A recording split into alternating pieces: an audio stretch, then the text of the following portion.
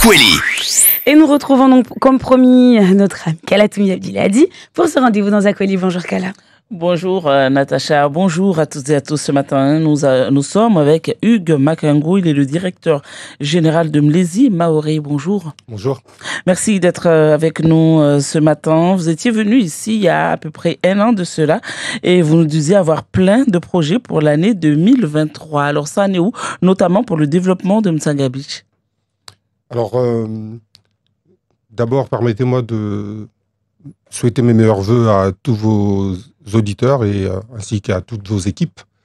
Et 2023, pour nous, à Mlezi Maoré, a été une année assez complexe, en fin de compte, parce que c'est une année où on a rencontré quand même quelques soucis de financement. Donc, ce qui fait que tout ce qu'on pouvait prévoir de mettre en place n'a pas pu se faire. Vous parlez de Tsanga Beach.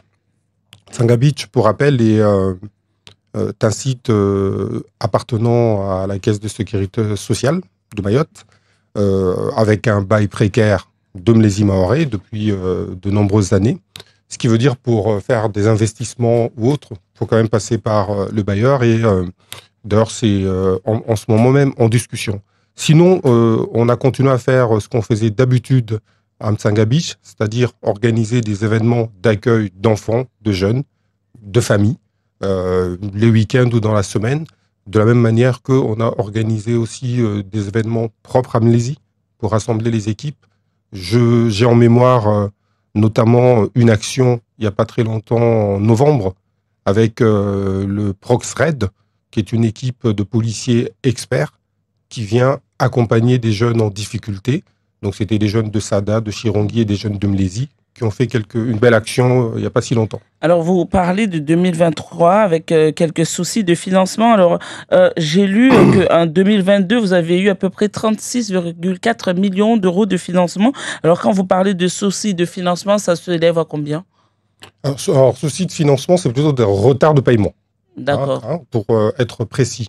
Et comme toute entreprise, même si on est dans le social, quand vous avez des retards de paiement, ça a des répercussions sur votre activité. C'est une menace pour vos salariés.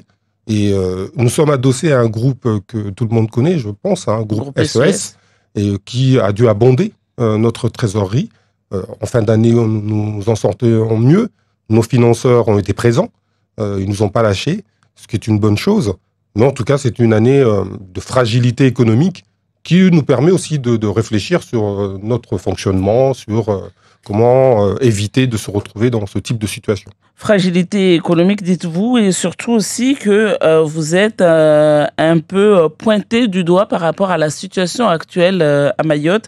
On avait entendu le vice-président du conseil départemental Madi Vilou qui disait qu'il faudrait qu'on demande des comptes et qu'il faudrait que les associations, pas que Mlezi Maoré, mais toutes ces associations financés notamment pour la prise en charge des mineurs délinquants. Aujourd'hui, qu'on leur demande des résultats.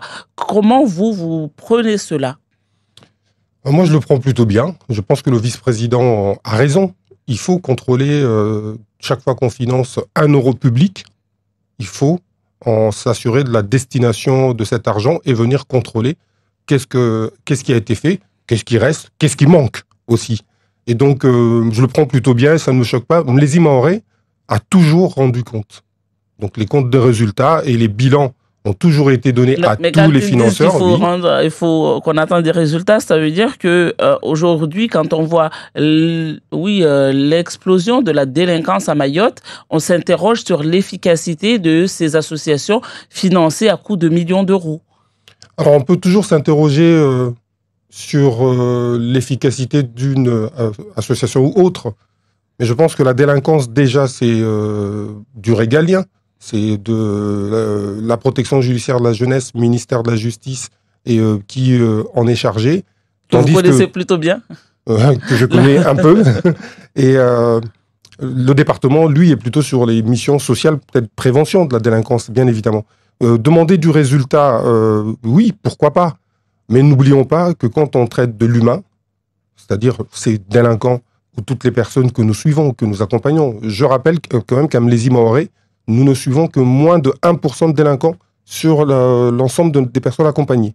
Donc, en face, c'est des personnes qui doivent adhérer à un projet, à un programme, et chacun à son rythme. Donc, le résultat peut arriver parfois bien plus tard, mais on déploie une action pour avoir au moins un résultat palpable et essayer collectivement de freiner. Ce que je note, en tout cas ces jeunes, quand ils sont pris en charge, pendant la prise en charge, il y a peu d'actes, peu de passage à l'acte. C'est quand ils sont livrés à eux-mêmes, donc retournés dans leur milieu naturel, que malheureusement, la plupart retombent. Alors, peu de passage à l'acte, pourtant, on note quand même, et il y a une montée aujourd'hui au niveau de certains villages, en tout cas là où il y a des foyers qui accueillent, peut-être pas forcément Mlésie, mais d'autres associations qui accueillent des jeunes délinquants. Forcément, il y a des troubles après dans ces villages-là. Donc, même quand ils sont pris en charge, il y a des problèmes. Alors, je partage pas tout à fait votre avis. J'ai été directeur de centre d'hébergement d'enfants délinquants fermés dans un milieu plutôt préservé en région parisienne. On faisait très attention. Le voisinage, et je comprends, a toujours peur de ces foyers. On ne sait pas trop ce qui s'y passe. Moi, ce que je demande au directeur de Mlésie Mahorais, c'est d'ouvrir les portes, c'est de parler aux voisins. Il faut savoir qu'il y a deux types de foyers. Il y a les foyers qui accueillent les délinquants, effectivement, et il y a des foyers qui accueillent des jeunes en difficulté. N'ayons pas peur de la jeunesse. Un regroupement de jeunes ne veut pas forcément dire qu'ils veulent passer à un acte délinquant. Mais quand un village était tout calme et que après il s'avère qu'il y ait de troubles, forcément les gens voient une corrélation. Qu'ils fassent la corrélation, je l'entends. Mais ce n'est pas nécessairement les jeunes du foyer qui peuvent être auteurs de certains faits. Quand il y a les preuves, bien sûr, les forces de l'ordre remontent. Dans nos foyers, les forces de l'ordre interviennent régulièrement parce que chaque fois qu'il y a un fait signalé, on se doit de signaler aux forces de l'ordre qui font l'enquête. Quand ce n'est pas les jeunes qui sont concernés, ils nous le disent. Quand ils sont concernés, là aussi, on applique les sanctions en lien avec les juges. Toujours sur cette question de la délinquance, parce que ça préoccupe bien évidemment. Ici, vous dites que ça représente à peu près 1%, mais vous êtes la plus grosse association aujourd'hui à Mayotte. 1%, ça représente combien de jeunes? À Mlésie Mahorais, nous avons, je peux vous dire les chiffres si vous voulez, nous avons 2 établissements qui prennent en charge les jeunes délinquants. Jeunes délinquants, entendons-nous bien, ceux qui sont avec une ordonnance du juge des enfants ou d'un magistrat. Nous en avons 2. Un de 8 places et un de 12 places. 12 places dans lesquelles les jeunes sont placés pour 6 mois, renouvelables une fois, et 8 places où ils sont placés pour 4 mois et demi. Dans l'année, on peut en accueillir 20, et de l'autre côté, on peut en accueillir aussi 24. Donc, si vous faites l'addition, ça fait moins de 60 jeunes pour Mlésie Mahorais. Et les autres jeunes que vous suivez, alors, ils viennent d'où? Les autres jeunes que nous suivons, ils viennent des lycées, des collèges, ils viennent pour des actions de prévention, ils viennent dans les espaces de rencontres. Mais si on vous les oriente, c'est qu'il y a eu des soucis à un moment donné, même s'ils ne sont... Pourquoi on vous les oriente alors? Pas nécessairement, parce que quand on nous oriente un jeune handicapé, par exemple, c'est pas un délinquant. Pourtant, il est jeune. Vous voyez, donc, et dans nos activités, on a bien plus de structures et de services d'accompagnement de la personne pour la prévention, pour l'insertion, pour la formation, que des structures qui accompagnent que les délinquants. Et ça, c'est ce qu'on reproche aussi des fois à Mlésie, c'est d'être tentaculaire, d'avoir plusieurs pôles d'activité et ne pas se concentrer sur une ou deux choses. Et le fait d'être tentaculaire comme ça permet aussi d'avoir beaucoup de subventions. Enfin, moi, je laisse chacun penser ce qu'il veut, mais ce que je sais, c'est que Mlésie vient répondre à des besoins. C'était le cas de mes prédécesseurs. Ils ont répondu à des besoins du territoire. Si personne ne fait, on le fait. Et une fois qu'on a commencé, d'autres aussi viennent le faire. On ne souhaite pas être les seuls à tout faire. Ça, je vous le garantis. Par contre, quand un financeur, un décideur public vient nous chercher pour mettre une action, si on est en capacité de la faire, on la fait. Et c'est important. Je rappelle qu'à Mlésie Mahorais, nous avons des professionnels. Ça permet aussi d'accompagner des jeunes Mahorais dans une carrière, dans une formation et dans la promotion sociale. Vous dites que vous ne souhaitez pas être les seuls à faire. Des fois, on a l'impression, quand on parle avec les membres d'autres associations, que Mlézi est craint quelque part. Les gens craignent de froisser Mlézi. Oh, ils peuvent nous froisser. On est froissés tous les jours dans les réseaux sociaux. Il n'y a pas de souci. Oui, mais pas par vous, par ceux qui travaillent directement avec vous. Il y a une espèce de crainte. Vous le ressentez ou pas? Je le ressens pas personnellement et mes cadres non plus. On ressent parfois une concurrence. Hein. Nous, on n'est pas dans la concurrence, je le redis. Il y a des appels à projets, on monte un dossier. S'il est retenu, tant mieux. S'il n'est pas retenu, que le meilleur gagne. C'est un peu comme ça que ça marche. Par contre, j'en profite pour dire qu'à Mlézi Mahorais, tout justement, on a mis en place une plateforme de soutien à la vie associative. Vous avez raison, il y a des petites associations mahoraises qui méritent d'être soutenues. Toutes ces associations qui sont vraiment au cœur des quartiers, qui vivent avec les jeunes en permanence, qui manquent de moyens, qui manquent de personnel, qui tournent avec des bénévoles. Ces associations-là ont besoin de soutien. Du coup, c'est pas une espèce de mainmise aussi sur, pas une mainmise, absolument sur les pas. associations? Ah non, pas du tout. Parce que la mainmise, ça serait dire on choisit votre président, on décide de vos actions. Pas du tout. On accompagne, vous avez besoin d'un véhicule, vous avez besoin d'une salle. Nous, il arrive régulièrement qu'on change de meubles ou des choses comme ça. Si certains sont encore en état, on les redonne tranquillement. Donc je pense que ce soutien-là est important pour pas mal d'associations. On en accompagne déjà une vingtaine dans la plateforme de soutien à la vie associative. Et je pense que effectivement, ces initiatives d'accompagnement des associations est importante. Craindre, non. J'en invite d'autres, s'ils étaient dans la crainte, de venir plutôt, on est accessible et on en discutera sans aucun problème. En 2021, un éducateur de Mlézi Mahorais avait été condamné pour prostitution de mineurs, ce qui avait évidemment beaucoup choqué. Qu'est-ce qui a été mis en place depuis pour éviter ce genre de choses, pour peut-être contrôler, entre guillemets, vos éducateurs?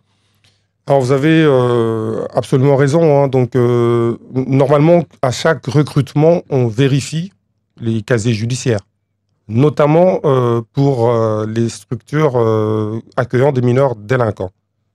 Et c'est aux financeurs, en l'occurrence le ministère de la Justice, de faire ce travail. Ce qui peut arriver, c'est que les procédures ne sont pas tout à fait... n'étaient pas, en tout cas en 2021, à l'ordre du jour. Il y avait des gens qui pouvaient échapper à ces contrôles, mais une fois que c'était connu, évidemment, les sanctions et le licenciement a été prononcé.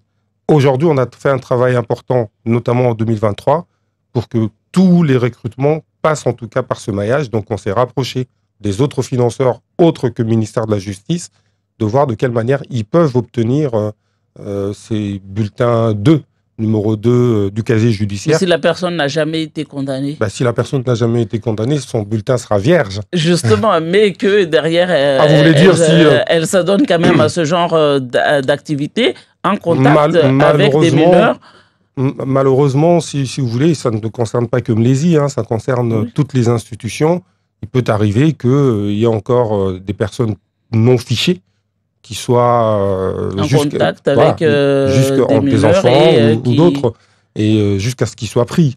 Ça, c'est dommage. Donc, il y a une vigilance quand même dans le comportement de chacun, de voir comment chacun est dans sa posture vis-à-vis de l'usager et vis-à-vis parfois même des collègues. Dernière question avant la fin de cet entretien. Je regardais vos offres d'emploi. Alors, il y a beaucoup d'offres d'emploi. Comment vous expliquez qu'il y ait autant d'emplois non pourvus aussi, qu'il y ait aussi de turnover, comme on peut le voir chez Mlézi? Alors, on a des emplois qui sont souvent vacants. Ça va être du domaine dans le médico-social, mais paramédical. Les emplois d'éducateurs, il y a un turnover important, donc il peut y avoir des offres et très vite on arrive à recruter. Mais trouver un pédopsychiatre, un psychomotricien, tous ces métiers assez spécifiques, c'est assez compliqué. On est resté très longtemps avec des offres sans solution parce que il faut faire venir les personnes de métropole. La question de l'attractivité et connaît aussi des difficultés que vous savez. Il y a les tensions actuelles que nous vivons. Et il peut arriver que vous faites un recrutement et la personne à la dernière minute ne vienne plus parce qu'il y a eu la crise de l'eau, Parce que Et le turnover alors chez les éducateurs, notamment les moniteurs éducateurs? le turnover, je pense que les éducateurs tournent entre toutes les associations du coin. Généralement, c'est associations et quelques administrations, éducation nationale, DET et peut-être PJJ. On n'y peut rien. Je pense qu'ils vont chercher la meilleure offre, en tout cas en termes de salaire, et on ne peut pas empêcher en tout cas les personnes de tourner. Ce qu'on fait, nous, c'est de fidéliser en tout cas ceux qui sont avec nous et de permettre les promotions sociales, c'est-à-dire quelqu'un qui rentre technicien, lui donner les éducatifs, lui donner les moyens de devenir éducateur et peut-être demain cadre si il reste fidèle à l'association. Je pense que c'est le meilleur moyen de tout justement stabiliser ces questions d'équipe et de recrutement. Merci beaucoup Merci Hugues Makango, le directeur général de Mdezi Maoré, pour cet entretien. Merci.